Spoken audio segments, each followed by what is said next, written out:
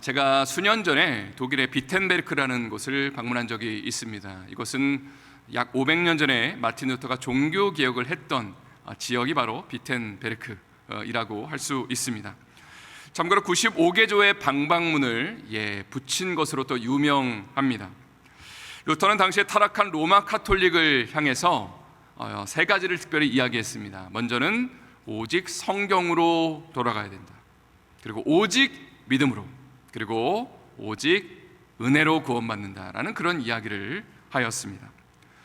루터가 주장했던 유명한 말 중에 하나가 우리 모두가 만인 제사장이다라는 그런 이야기를 했습니다. 500년 전의 중세의 그 사회는 교회 중심의 사회였습니다. 당시에 하나님을 위해서 헌신한다는 것은 딱 한 가지 길밖에는 없었는데 바로 성직자의 길을 걸어가는 것이었습니다.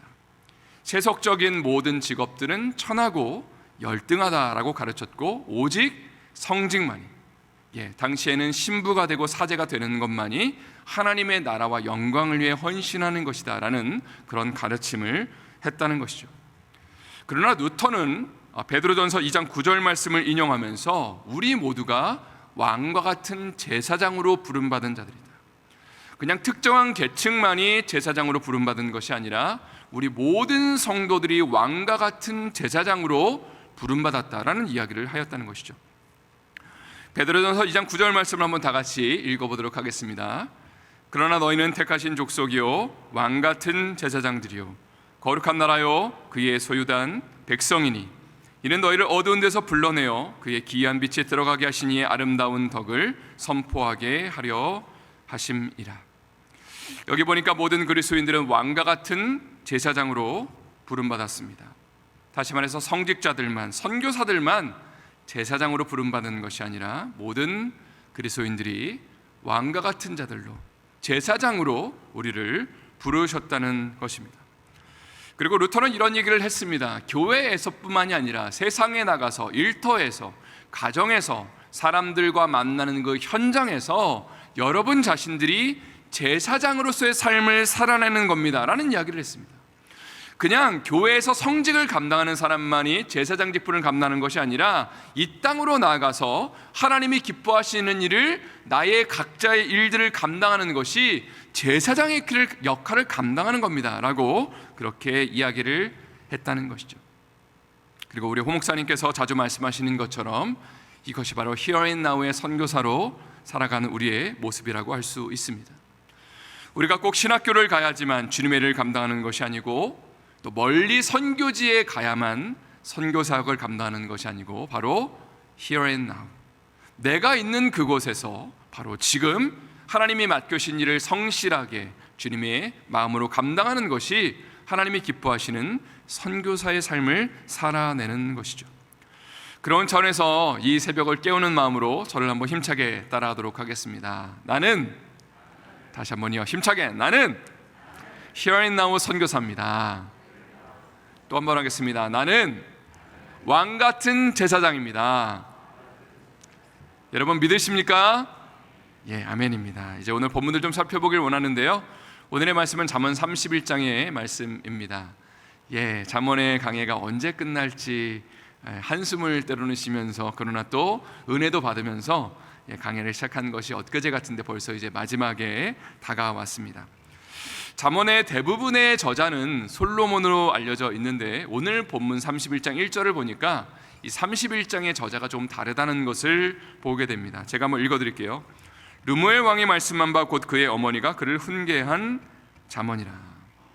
자, 르무엘 왕과 관련된 잠언이다라고 되어 있는데 학자들은 르무엘이 누구인지는 정확히는 알 수 없다라고 이야기를 합니다. 어쨌거나 그의 어머니가 그의 아들에게, 왕이 될 사람에게 충고하고 충언한 것을 이 르무엘 왕이 잠언으로 남긴 것이다 라고 그렇게 기록하고 있습니다.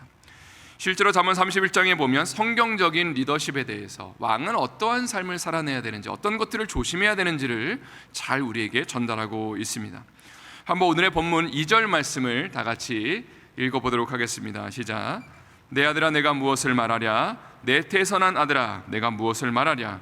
서원대로 얻은 아들아 내가 무엇을 말하랴? 여기 보니까 아들아라는 표현이 3번이나 반복하고 있죠. 아들아, 아들아, 아들아 라고 사랑하는 어머니가 아들에게 무엇을 이야기해 줄지를 지금 고민하는 그런 모습들을 상상하시면 좋을 것 같습니다. 특별히 르무엘은 왕이 될 사람이죠. 이 왕이 될 아이에게 어떤 충고를 해줘야 될지를 기도하면서 지금 이야기를 하고 있는 장면입니다. 또 2절에 보니까 서원대로 얻은 아들이라는 표현이 등장하는 걸 보니까 아이가 한참 동안 생기지 않는데 하나님 앞에 기도하는 가운데 하나님이 주신 그 소중한 아들을 향해서 내가 어떤 얘기를 해줄지를 지금 고민하며 기도하면서 이제 이야기를 시작하는 장면입니다. 3가지를 이야기하고 있는데 첫 번째는 여자를 멀리하라 입니다. 사실 오늘의 이 말씀이 우리의 삶 가운데 어떻게 적용될지는 조금 있다가 말씀을 드릴 건데요, 일단은 왕으로서 여자를 멀리해라 라는 이야기를 하고 있습니다. 오늘 본문의 3절 말씀을 또 다 같이 읽어보도록 하겠습니다. 내 힘을 여자들에게 쓰지 말며 왕들을 멸망시키는 일을 행하지 말지어다. 고대근동 사회에서는 왕들이 많은 아내를 거느리는 것이 통상적인 일이었습니다. 이것은 왕의 입장에서는 힘과 권력의 상징이었고 외교력의 상징이었습니다. 다시 말해서 다른 나라의 공주와 내가 결혼하는 것을 통해서 외교 관계를 수립하고 화친 관계를 맺는 것이 당시의 일반적인 그런 왕과 왕들 사이에서의 그 문화였다고 할 수 있습니다. 자, 그런데 르무엘 왕의 어머니는 여자에게 지나친 힘을 써서는 안 된다라고 권고하고 있습니다. 이것은 신명기 17장의 말씀과도 맥을 같이 하고 있는데 17장 16절부터 17절의 말씀, 하나님이 왕된 자들에게 어떠한 권고를 하시고 명령을 내리셨는지를 한번 읽어보도록 하겠습니다. 같이 읽겠습니다. 그는 병만을 많이 두지 말 것이요 병만을 많이 얻으려고 그 백성을 애굽으로 돌아가게 하지 말 것이니 이는 여호와께서 너에게 이르시기를 너희가 이후에는 그 길로 다시 돌아가지 말 것이라 하셨음이며 그에게 아내를 많이 두어 그의 마음이 미혹되게 하지 말 것이며 자기를 위하여 은금을 많이 쌓지 말 것이니라. 왕이 조심해야 될 3가지가 나옵니다. 첫 번째는 군병, 병마를 많이 두지 말아라. 병마는 군사력의 상징입니다.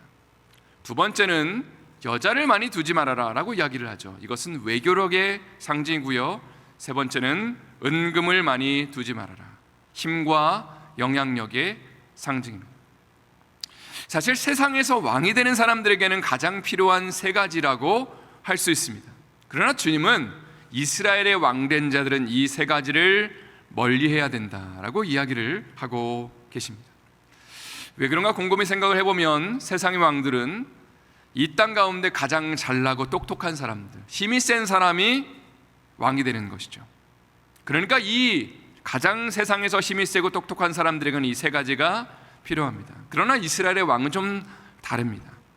누군가가 잘났기 때문에 세워진 것이 아니고 오히려 하나님이 자신의 백성들을 맡기시면서 너가 이 사람들을 잘 돌봐야 돼, 너가 이 사람들을 잘 양육해야 돼 라고 하시면서 왕을 세웠기 때문에 세상의 왕들은 세상의 것들을, 권력을 추구한다 할지라도 이스라엘의 왕들은 세상의 것들을 통해서 이 땅을 다스리는 것이 아니고 하나님의 말씀과 그리고 하나님의 은혜를 힘입어서 너의 그 백성들을 다스려야 된다고 주님이 그렇게 권고하고 계시는 겁니다. 이제 이 말씀을 우리의 삶 가운데 한번 적용해 보기를 원합니다. 하나님은 우리 모든 그리스도인들을 왕 같은 제사장으로 부르셨다라고 이야기를 나눴습니다. 왕과 같은 존재들로, 그리고 제사장으로 불러주시면서 우리를 은혜로 구원하셨고 하나님이 참 많은 축복과 그 놀라운 역사들을 허락하여 주셨습니다. 영원한 생명을 우리 가운데 허락하여 주셨습니다. 하나님이 물질도 주셨고 그리고 시간도 주셨고 우리가 소유하고 있는 모든 것들을 하나님이 우리 가운데 맡겨주신 것이죠. 왕 같은 제사장으로 불러주시면서 이런 것들을 가지고 너가 세상을 잘 섬겨야 된다, 너에게 맡겨주신 사람들, 가정을 잘 돌봐야 된다, 직장의 동료들을 잘 섬겨야 된다라고 주님이 그렇게 말씀하셨다는 사실입니다. 그렇다면 우리가 어떤 삶을 살아야 될까요?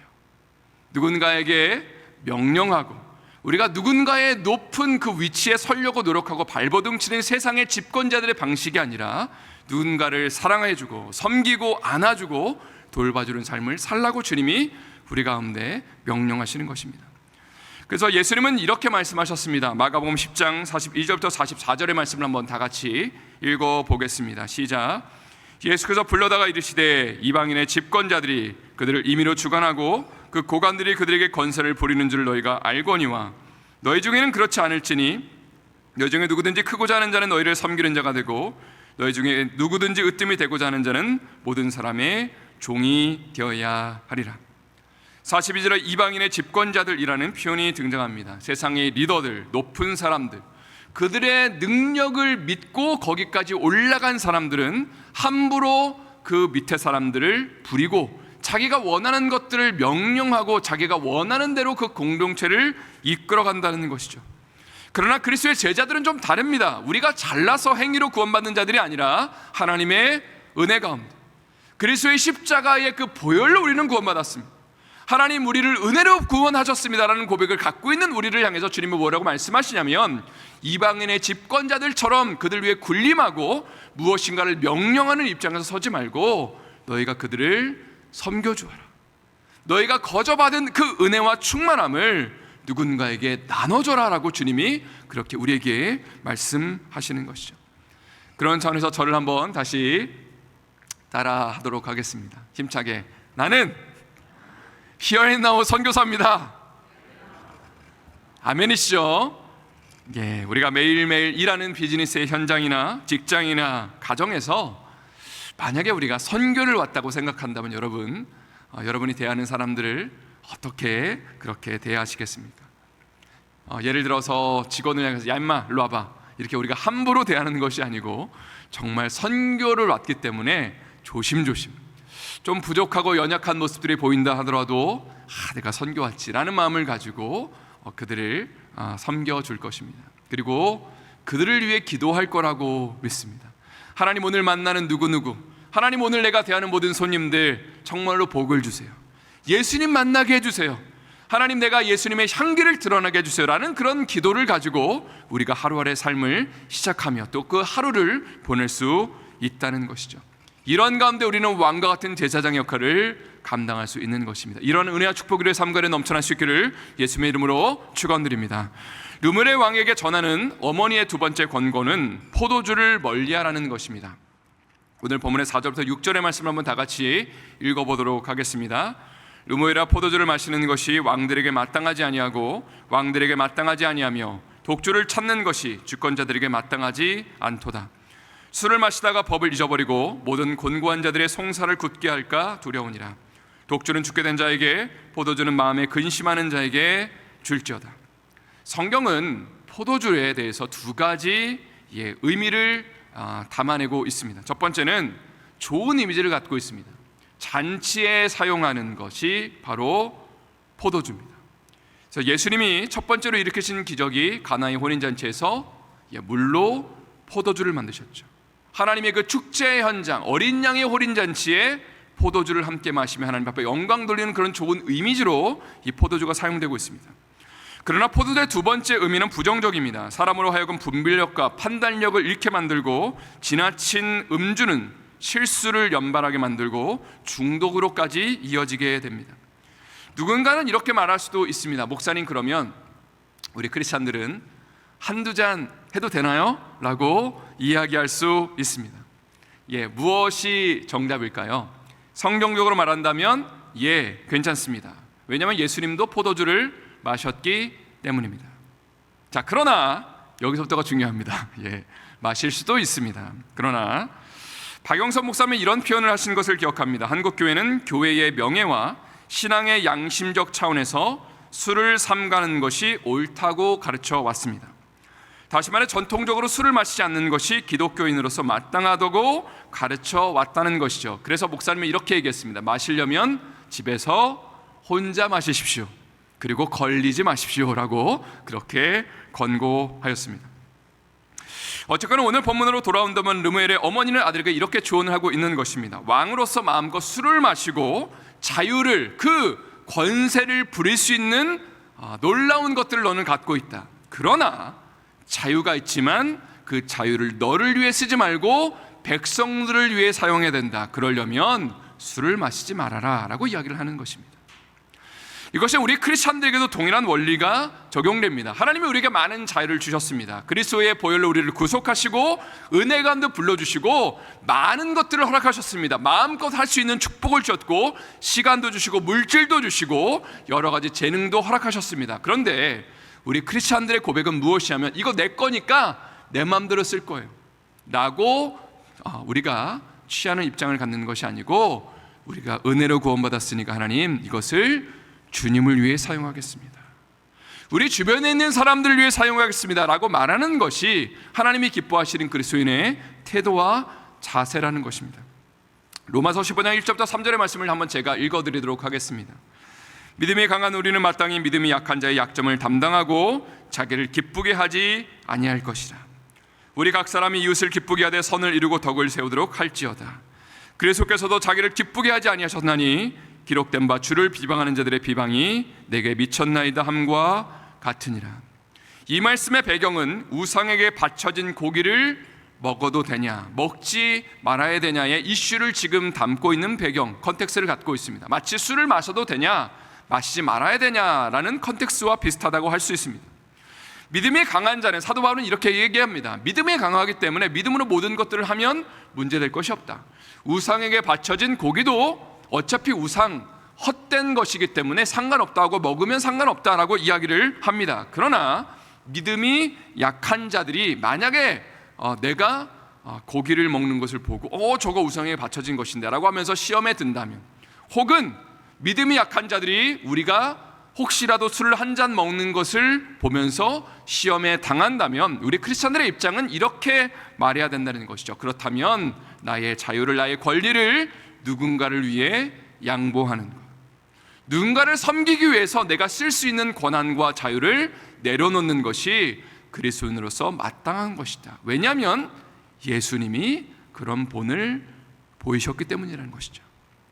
하늘 보좌를 다 포기하시고 주님이 이 땅 가운데 오셔서 우리를 위해 물과 피를 쏟으신 것은 바로 자신이 갖고 있는 모든 권리를 내려놓으신 것이라면, 우리 그리스도인들도 다른 사람들을 위해서, 그리고 믿음이 약한 자들을 위해서 우리가 이들을 위해 희생하고 섬기고 내려놓는 것이 마땅하다라고 그렇게 우리에게 권고하고 있는 것입니다. 자, 세 번째로 르무엘 왕에게 전하는 세 번째 메시지는 가난하고 연약한 자들을 보살피라는 것입니다. 오늘날에도 어렵고 힘든 사람들이 참 많이 있는데, 고대 근동 사회는요 더 많은 약자들, 사회적인 취약층들이 분명히 존재했을 것입니다. 한 나라의 지도자와 임금으로서 이들을 어떻게 대할 것인지 너무나 중요한 이슈였습니다. 만약에 임금된 자가 자신의 신하들을 막 함부로 대한다면, 그러면 그 신하들도 그 밑에 있는 사람들, 특별히 하물며 가난하고 연약한 자들을 어떻게 대할지는 안 봐도 비디오입니다. 그렇죠? 그런데 만약에 왕이 가난하고 연약한 자들을 소중하게 대해주고 그들의 귀가 되어주고 목소리가 되어준다면, 그러면 당연히 신하들도 그들을 존중히 여기고 그리고 정의와 공의가 펼쳐지는 나라가 될 것이다 라고 그렇게 권고하고 있는 것이죠. 그래서 8절 말씀을 한번 다 같이 읽어보도록 하겠습니다. 읽겠습니다. 너는 말 못하는 자야와 모든 곤고한 자의 송사를 위하여 입을 열지니라. 말을 못한다는 것은 진짜 말을 못한다는 것이 아니라 너무 억울하고 연약하고 아픈 상황 가운데 말 못하는 자들의 입이 되어주라. 또 고독한 자라는 것은 친구가 없다는 것이죠. 참 외롭고 가난하고 연약하니까 아무도 주변에 없는 사람들의 친구가 너가 되어줘야 된다라고 이야기를 합니다. 9절 말씀을 제가 읽겠습니다. 너는 입을 열어 공의로 재판하여 곤고한 자와 궁핍한 자를 신원할지니라. 힘센 사람들의 이야기를 듣지 말고 연약하고 아픈 자들의 이야기도 골고루 공평하게 들어줘야 된다라고 그렇게 왕으로서의 해야 할 일을 어머니가 지금 이야기를 해주고 있습니다. 성도 여러분, 예수님이 이 땅 가운데 오셨을 때에 세리와 죄인의 친구가 되어 주셨습니다. 당시에 이런 사람들은 친구가 많이 없었던 것 같아요. 소외계층이었고 사회적으로나 종교적으로 따돌림을 당했던 사람들입니다. 그러나 예수님은 이들의 친구가 되어주셨고 이들을 변호해 주셨죠. 아무도 이들을 변호할 사람들이 없었는데 주님이 함께 하시면서 이들과 함께 하셨습니다. 이들의 목소리가 되어주셨습니다. 그리고 이렇게 말씀하셨죠. 건강한 사람에게는 의사가 쓸데없고 병든 사람에게야 쓸데있다. 나는 은을 부르러 온 것이 아니라 죄인을 부르러 왔다. 나는 이런 사람들과 함께하기 위해 이 땅 가운데 왔다라고 주님은 그들을 변호하시고 그들의 편이 되어 주셨다는 것입니다. 성도 여러분, 그런 차원에서 하나님이 기뻐하시는 공동체의 모습은 아프고 연약한 자들을 품고 사랑하는 공동체가 되어야 함을 믿습니다. 다시 말해 나와 비슷한 사람들과는 친구하기가 참 쉽습니다. 나와 생각이 비슷하고 배경이 비슷한 사람들과는 친구하는 것이 참 쉽습니다. 대화도 되고 우리 뭔가 잘 맞는 것 같아 하면서 함께 하나님을 섬기는 것이 너무나 자연스럽다는 것이죠. 그러나 오히려 나와 맞지 않는 사람들, 조금은 나와 다른 배경을 갖고 있는 사람들을 오히려 위하여 기도해주고 그들에게 말을 걸어주고 그들의 친구가 되어주고 또 그들의 대변자가 되어주는 것이 바로 주님이 걸어가신 길을 걸어가는 것이라 할 수 있습니다. 오늘 말씀에 이제 마지막으로 제목을 읽고 말씀을 마무리하기를 원합니다. 왕 같은 제사장으로 살라. 하나님이 우리를요, 다시 한번 말씀드리지만 은혜로 왕과 같은 제사장으로 불러주셨습니다. 우리가 잘나서 다른 사람보다 뛰어나서 구원받는 것이 아니잖아요, 그죠? 하나님의 전적인 은혜로 우리를 구원하셨고 왕과 같은 자들로 제사장으로 불러주셨다면 삶의 자리에서 오늘 만나는 사람들과 함께 또 여러분의 배우자와 자녀들을 향해서 그리고 여러분이 만나는 모든 관계들 속에서 선교사의 정체성을 가지고 그들을 섬겨주며 사랑하며 기도하며 그들과 함께 주님이 기뻐하시는 거룩한 공동체를 추구하는 우리 삶 될 수 있기를 예수님의 이름으로 축원드립니다. 다시 한번 예수님의 이름으로 축원드립니다.